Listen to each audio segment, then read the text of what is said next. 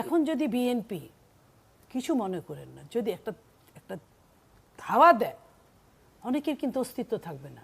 কারণ আজ থেকে 7 মাস আগের যে কমিটি আর আজকের কমিটি, 7 মাস আগের যে মানুষগুলোকে আমরা সন্তান মনে করতাম, এখন তারা পরিপূর্ণ হঠাৎ করে রাতারাতি সাবালক হয়ে গেছে।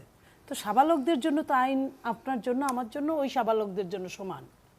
ওইখানে কিন্তু কোনো এক্সকিউজ বলতে কোনো শব্দ নাই। আর তো যখন নাই, এখন দেখেন গাজীপুরে যে ডাকাতিটা করার জন্য গেল, ওইখানে কিন্তু জনগণ প্রোটেস্ট করলো, করে যত রকমের তালবাহানা করে একটা জবাব কিন্তু জনগণ বুঝে। 2 মাস আগেও যারা চিফ অ্যাডভাইজারের পক্ষে কথা বলছে, এখন যদি টকশো আমি অনেক করি, এখন যদি দেখি প্রশ্ন উত্তর পর্বে 3টা 4টা প্রশ্ন করলে 4টাই তাদের বিরুদ্ধে যায়। কিংবা এই যে ছাত্ররা যারা সাবেক ছাত্ররা, তাদের পড়াশোনা শেষ হওয়ার আগেই সাবেক হয়ে গেছে। আমাদেরও কিন্তু বিশ্ববিদ্যালয়ে অনেকেই ঢুকেছে, অনেকেই জ্বালাময়ী বক্তৃতা দিয়েছে, বিশ্ববিদ্যালয় কাঁপিয়ে ফেলেছে, কিন্তু ডিগ্রি নিয়ে বের হতে পারে নাই। অনেক ভালো ছাত্ররা, আবার মন্দ ছাত্ররাও কিন্তু কোনো মতো ঢুকে কিন্তু ঠিকঠাক মতো ডিগ্রি নিয়ে বের হয়েছে। অতএব এই জায়গাগুলো থেকে আমরা বলতে চাই যে রাষ্ট্র কারো ব্যক্তিগত সম্পত্তি না। রাষ্ট্র অতীতের স্বৈরাচারদের জন্য যেমন ছিল, নব্য স্বৈরাচারদের জন্য একই অবস্থা হবে। নির্বাচন যে জেগে ঘুমায় তাকে উঠানো যায় না, যে ঘুমায় তাকে জাগানো যায়। যারা আজকে কথা বলছে, দেখেন নাহিদ 2 দিন আগে সরকারের সাথে ছিল, তখন কিন্তু সে সরকারের কোনো বদনাম করে নাই। 2 দিন আগে ওই জায়গা থেকে সে চলে এসে এখন সরকারের বদনাম করছে, এবং সে বলছে যে কি আইন শৃঙ্খলা পরিস্থিতি, পুলিশিং ব্যবস্থা মনে করি না একটি জাতীয় নির্বাচন সম্ভব। বুঝেন সার্জিস, সে কি বলছে, যে পর্যন্ত শেখ হাসিনা ফাঁসি না হবে, এই যে ভাষাগুলো, ফাঁসি না হবে, এটা তো আইনের ব্যাপার। তারা মামলার, আপনি তো একজন অ্যাডভোকেট, মামলার মেরিটটা কতটুকু, মামলা যেতে কত দিন সময় লাগে, ফাঁসি পর্যন্ত যেতে কত দিন সময় লাগে, এগুলো কিন্তু আমরা অনেকেই জানি। বাংলাদেশে আরও দেরি হয়, যদি ত্বরিত হয় সেটা কতদিন, ততদিন পর্যন্ত নির্বাচন হবে না। কি সুন্দর মানে ইসের আবদার, মামাবাড়ির আবদার, এইসব আবদারে তো কয়দিন আপনার সহ্য করবে মানুষ। এখন যদি বিএনপি কিছু মনে করেন না, যদি একটা ধাওয়া দেয়, অনেকের কিন্তু অস্তিত্ব থাকবে না। কারণ আজ থেকে 7 মাস আগের যে কমিটি আর আজকের কমিটি, 7 মাস আগের যে মানুষগুলোকে আমরা সন্তান মনে করতাম, এখন তারা পরিপূর্ণ হঠাৎ করে রাতারাতি সাবালক হয়ে গেছে। তো সাবালকদের জন্য তো আইন আপনার জন্য আমার জন্য ওই সাবালকদের জন্য সমান। ওইখানে কিন্তু কোনো এক্সকিউজ বলতে কোনো শব্দ নাই। আর তো যখন নাই, এখন দেখেন গাজীপুরে যে ডাকাতিটা করার জন্য গেল, ওইখানে কিন্তু জনগণ প্রোটেস্ট করলো, করে যত রকমের তালবাহানা করে একটা জবাব কিন্তু জনগণ বুঝে। 2 মাস আগেও যারা চিফ অ্যাডভাইজারের পক্ষে কথা বলছে, এখন যদি টকশো আমি অনেক করি, এখন যদি দেখি প্রশ্ন উত্তর পর্বে 3টা 4টা প্রশ্ন করলে 4টাই তাদের বিরুদ্ধে যায়। কিংবা এই যে ছাত্ররা যারা সাবেক ছাত্ররা, তাদের পড়াশোনা শেষ হওয়ার আগেই সাবেক হয়ে গেছে। আমাদেরও কিন্তু বিশ্ববিদ্যালয়ে অনেকেই ঢুকেছে, অনেকেই জ্বালাময়ী বক্তৃতা দিয়েছে, বিশ্ববিদ্যালয় কাঁপিয়ে ফেলেছে, কিন্তু ডিগ্রি নিয়ে বের হতে পারে নাই। অনেক ভালো ছাত্ররা, আবার মন্দ ছাত্ররাও কিন্তু কোনো মতো ঢুকে কিন্তু ঠিকঠাক মতো ডিগ্রি নিয়ে বের হয়েছে। অতএব এই জায়গাগুলো থেকে আমরা বলতে চাই যে রাষ্ট্র কারো ব্যক্তিগত সম্পত্তি না। রাষ্ট্র অতীতের স্বৈরাচারদের জন্য যেমন ছিল, নব্য স্বৈরাচারদের জন্য একই অবস্থা হবে। যে বিএনপি যদি একটা ধাওয়া দেয়, কারো অস্তিত্ব খুঁজে পাওয়া যাবে না। যে আপনাদের এক নেত্রী নীলুফার চৌধুরী মনি, উনি সাবেক সংসদ সদস্য সম্ভবত, উনি 2 দিন আগে বলেছেন যে বিএনপি যদি একটা ধাওয়া দেয়, কারো অস্তিত্ব খুঁজে পাওয়া যাবে না। তাহলে এই যে বক্তব্য, এগুলো বক্তব্য কিন্তু ফ্যাসিস্ট বা স্বৈরাচারদের মতোই কিন্তু এখানে বক্তব্য। আমি পরিষ্কার করে বলি, কাদেরকে আপনারা ধাওয়া দিয়ে তাড়িয়ে দিতে চান? যারা গত 16 বছরের দানব স্বৈরাচারকে, যে ছাত্র জনতা রাজপথে নেমে তাদেরকে দেশ ছাড়তে বাধ্য করেছেন। সুতরাং আজকে যদি তাদেরকে তাড়িয়ে দিতে চান, এটা আমি মনে করি অহংকার, দাম্ভিকতা এবং সেই সমস্ত ফ্যাসিস্টদের মতোই।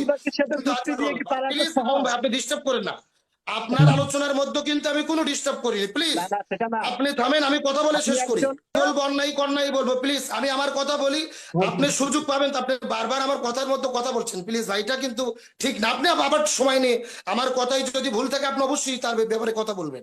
আমি যে কথা বলতে চাচ্ছি যে এই যে অন্যায়, আমরা অবশ্যই কিন্তু সেটাও আমাদের বলা উচিত, ন্যায়কে ন্যায় বলা উচিত, অন্যায় অন্যায় বলা উচিত। আপনি যদি তাড়িয়ে দিতে চান, এগুলো ভাষাও তো আমরা সমর্থন করি না, আমরাও চাই না, আপনিও চান না, আমিও চান না। আজকে আমরা কিছু কিছু নেতার বক্তব্য যেগুলোর মাধ্যমে আপনি যে বললেন জামাত বিএনপির দূরত্ব কেন তৈরি হচ্ছে, এগুলোর মাধ্যমে তো দূরত্ব তৈরি হয়। আজকে আমরা সেই ফেসিস্টটা চলে গেছে, আমরা বারবার কিছু কিছু নেতাকে আমরা দেখতেছি সেই ফেসিস্টদের মতোই আচরণ। আপনি শুধু বললেন যে তৃণমূলের জন্য দূরত্ব তৈরি হয়েছে, কিন্তু কিছু কিছু নেতার বক্তব্যও তো দায়ী, এর জন্য দায়ী আছে। আমরা তো আমি গত 3 দিন আগে ভাইয়ের এই টক শোতে আলোচনা করেছিলাম, আপনাদের একজন বীর মুক্তিযোদ্ধা সেই অ্যাডভোকেট ফজলুর রহমান সাহেবকে নিয়ে আমি কথা বলেছিলাম। অনেকে আমাকে ফোন দিয়ে হুমকি দিয়েছে যে আপনি একটা মুক্তিযুদ্ধের ব্যাপারে কেন কথা বললেন, অথচ তিনি কথায় কথায় যে কাউকে রাজাকার বলে কথা বলেন। এই টক শোতে এসেই তাকে একটা প্রশ্ন করা হয়েছিল, তার বিরুদ্ধে আপনি রাজাকার বলে তিনি লাফিয়ে উঠেছিলেন। আজকে এই যে স্বভাবগুলো, এগুলো তো পরিবর্তন হওয়া উচিত। আমি সেই আপনার ফজলুর রহমান সাহেব মুক্তিযুদ্ধ, আমি তাকে সম্মান করি, তিনি দেশের সূর্য সন্তান, শ্রেষ্ঠ সন্তান, কিন্তু তার কিছু কথাবার্তা আচরণেও তো আমাদের মধ্যে দূরত্ব তৈরি হয়। কিন্তু এনার ব্যাপারে কি বিএনপির থেকে কোনো পদক্ষেপ নেওয়া হয়েছে? আজকে আমি তো তার অবস্থা, তার জীবনী দেখলাম, তার আমুল নামা দেখলাম। তিনি একসময় আওয়ামী লীগের কেন্দ্রীয় নেতা ছিলেন, আওয়ামী লীগ থেকে সংসদ সদস্য হয়েছেন, ছাত্রলীগের তিনি সভাপতি ছিলেন। আজকে এখন তিনি বক্তব্য দিতে এসে যাকে তাকে রাজাকার বলে, এমনকি তিনি বলেছেন যে আওয়ামী লীগ বাংলাদেশে ফিরবেই। টেলিভিশনে টক শোতে তিনি প্রকাশ্যই কথা বলেন যে আওয়ামী লীগ আজ হোক কাল হোক ফিরবেই। তাহলে আমরা কি মনে করতে পারি যে তিনি আগে আওয়ামী লীগ করতেন, ছাত্রলীগ করতেন, এই জন্য আওয়ামী লীগের প্রতি তার এত প্রীতি বা ভালোবাসা? তিনি আওয়ামী লীগকে ফিরে আনার কি দায়িত্ব নিয়েছেন, নাকি স্বৈরাচারকে আবার তিনি স্টাবলিশ করতে চায়? এগুলোর মাধ্যমেও কিন্তু দূরত্ব তৈরি হয়। শুধু যে তৃণমূলের বক্তব্যই দূরত্ব তৈরি হয়েছে তা নয়, কিছু কিছু নেতাদের বক্তব্যও কিন্তু আমরা দেখেছি এগুলো দূরত্ব তৈরি হতে। এমনকি আমরা তাকে দেখেছি ধানমন্ডি 32 যখন ভেঙে দেওয়া হয়েছে, তিনি অনেক মায়া কান্না কেঁদেছেন। আমরাও ধানমন্ডি 32-কে সম্মান শ্রদ্ধা করি, সেখানে স্বাধীনতার ইতিহাস জড়িত রয়েছে। কিন্তু আমরা তো দেখেছি আপনাদের ম্যাডাম বেগম খালেদা জিয়া, আমাদের বাংলাদেশের 3 বারের প্রধানমন্ত্রী আপসীন দেশ নেত্রী বেগম খালেদা জিয়া, তাকে তো তার ঘর বাড়ি থেকে এক কাপড়ে তার স্বামীর বাড়ি থেকে গলা ধাক্কা দিয়ে বের করে দেওয়া হয়েছিল। আমি তো যতটুকু জানি সেই দিন আমরা এই ফজলুর রহমান সাহেবের বক্তব্য দেখিনি। আমরা সাতক্ষীরাতে জামাত ইসলাম বিএনপির ভাইদের বাড়িঘর বুলডুজার দিয়ে স্বৈরাচার মাটিতে মিশে দিতে দেখেছি। তখন তো এগুলো মায়া কান্না বা তাদের পক্ষে কথা বলতে দেখিনি। নিশ্চয়ই যারা স্বৈরাচারের পক্ষে কথা বলে আমরা তাদেরকে কখনোই সমর্থন করতে পারি না। আমি একটা কথা সর্বশেষ বলি, আজকে বিএনপির কিছু কিছু ভাইরা এমন কিছু লাগামহীন বক্তব্য দিচ্ছেন যেন বিএনপি দলকে তারা ইসলামের বিরুদ্ধে দাঁড় করাচ্ছেন, অথচ বিএনপি কিন্তু ইসলামের পক্ষে দল, ইসলামকে ভালোবাসার দল। আমরা যদি ইতিহাস দেখি, শহীদ প্রেসিডেন্ট জিয়াউর রহমান সর্বপ্রথম বাংলাদেশে ধর্মীয় রাজনীতির বৈধতা দিয়েছিলেন। তিনি সংবিধানে সর্বপ্রথম আল্লাহর প্রতি অবিচল আস্থা এবং বিশ্বাস সন্নিবেশিত করে বিসমিল্লাহ সর্বপ্রথম ঢুকিয়ে দিয়েছিলেন। এমনকি শহীদ প্রেসিডেন্ট জিয়াউর রহমান ক্ষমতায় আসার পরই কিন্তু মুসলিম বিশ্বের সঙ্গে সম্পর্ক তৈরি হয়, তারা বাংলাদেশকে সমর্থন করতে থাকে। তিনি সার্ক তৈরি করে ভারতের দাবিদারি থেকে মুক্ত করতে চেয়েছিলেন দেশকে, তখনই ষড়যন্ত্র করে কিন্তু তাকে বিদায় করা হয়। কিন্তু শহীদ প্রেসিডেন্ট জিয়াউর রহমানকে যে কাদের ইশারায় কি ষড়যন্ত্র করে বিদায় করা হলো, আজকে সেই বিষয় নিয়ে আমরা কথা শুনি না, তার বিচারের কথাও কিন্তু আমরা শুনতে পাই না। আমি একটা কথা পরিষ্কার করে বলি, বেগম খালেদা জিয়া তিনি কিন্তু ইসলামের পক্ষে। জামাত ইসলাম ইসলামী দলগুলোকে সাথে নিয়ে বারবার ক্ষমতায় গিয়েছেন, ইসলামী দলগুলোকে কাছে আগলিয়ে রেখেছেন। আমরা যদি স্বাধীনতার 54 বছরের ইতিহাস দেখি, বিএনপি এবং আওয়ামী লীগ দুইটা বড় বড় দল। আওয়ামী লীগ হচ্ছেন বামপন্থী ঘেঁষা, ধর্মনিরপেক্ষতাবাদ বিশ্বাস করে, আর বিএনপি হচ্ছেন ইসলাম ঘেঁষা, অর্থাৎ ইসলামপন্থীদেরকে সাথে নিয়ে পথ চলে। এই জন্যই কিন্তু ভারত বিএনপি বিরোধী। অর্থাৎ ভারত মনে করে আওয়ামী লীগকে যদি আমরা সমর্থন দিয়ে কাছে রাখি তাহলে আমরা ইসলামপন্থীদেরকে দমাই রাখতে পারবো, আর বিএনপি যেহেতু ইসলামপন্থীদের সঙ্গে সম্পর্ক ভালো, সুতরাং তারা বিএনপির চাইতে আওয়ামী লীগকে আপন মনে করে।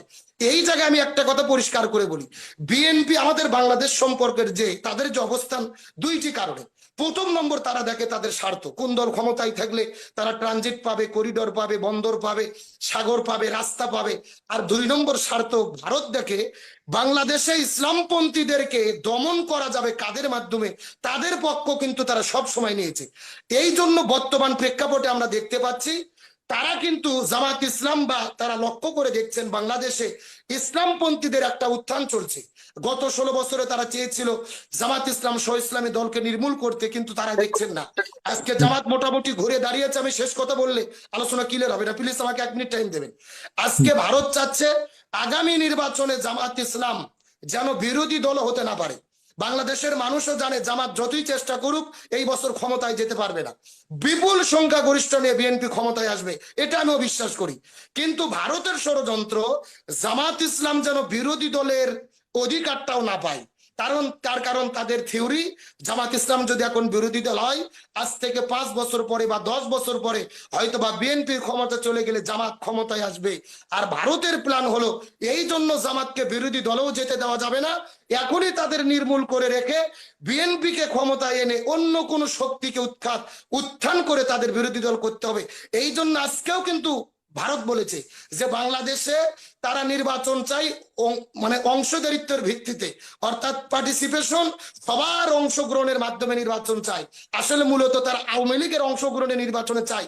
এটা চাচ্ছে কোন ভাবে আওয়ামী লীগকে আবারও দেশে ঢোকানো যায়, আওয়ামী লীগকে নির্বাচনে আনা মানে তাদের আবার ঘুরে দাঁড়ানোর সুযোগ দেওয়া। নির্বাচন যখন আসবে ওই আওয়ামী লীগকে বিভিন্ন এলাকা কেন্দ্রিক বিএনপি কাছে টানবে, জামাতরা কাছে টানবে, ছাত্ররাও কাছে টানবে ভোট নিজেদের পক্ষে নেওয়ার জন্য। সুতরাং আওয়ামী লীগকে নির্বাচনে আনা মানে তাদের রাজনৈতিক অবস্থানে আবারও ফিরে দাঁড়ানোর সুযোগ দেওয়া। আর ভারত এটাই চাই আজ থেকে 10-20 বছর পরে বিএনপি ক্ষমতার থেকে যাওয়ার পরে যেন আবার আওয়ামী লীগ ঘুরে দাঁড়ায়, কিন্তু জামাত ইসলাম বা ইসলামপন্থীরা যেন বাংলাদেশের ক্ষমতায় আসতে না পারে। এটাই হলো তাদের ষড়যন্ত্র। এই জন্যই গত 16 বছর তারা একবারে কানা ভাবে অন্ধভাবে আওয়ামী লীগকে সমর্থন করেছে। আজকে তারা বলছেন অংশগ্রহণমূলক নির্বাচন চাই, অথচ গত 16 বছরে নিশিরাতে নির্বাচন হয়েছে, আমি ডামি নির্বাচন হয়েছে, আওয়ামী লীগের বিরুদ্ধে তারা কথা বলেনি। আমি সর্বশেষ একটি কথা বলে শেষ করে দেব, সেটা হলো এই যে বাংলাদেশ ইসলামপন্থীদের নির্মূল করার ভারতের চক্রান্ত, যুদ্ধ অপরাধী ট্রাইব্যুনাল গঠন করে জামাত ইসলামের নেতৃবৃন্দদেরকে যে ফাঁসি দেওয়া হয়েছে, এটা সরাসরি ভারতের ইশারায় আল্লামা সাঈদীকে পরিকল্পিতভাবে হত্যা করা হয়েছে, এটাও ভারতের ইশারায়। তার বাস্তব প্রমাণ হলো সুখরঞ্জন ব্যালি আল্লামা সাঈদীর পক্ষে কথা বলতে চেয়েছিল, তাকে সেখান থেকে আদালত থেকে তুলে নিয়ে গিয়ে ভারতের কারাগারে তাকে পাওয়া গিয়েছিল। আবার আল্লামা সাঈদীকে বিষ প্রয়োগ করে যেই ডাক্তার মোস্তফা জামান হত্যা করেছিলেন তাকেও কিন্তু নিরাপত্তার সাথে ভারতে পালিয়ে দিয়ে ভারত তাকে নিরাপত্তা দিয়েছে। আল্লামা মামুনুল হক, আমির হামজা সহ যত বক্তার উপর অত্যাচার নির্যাতন সবকিছু ছিল ভারতের প্ল্যান। মূলত বাংলাদেশে ইসলামপন্থীদেরকে উৎখাত করা, নির্মূল করা।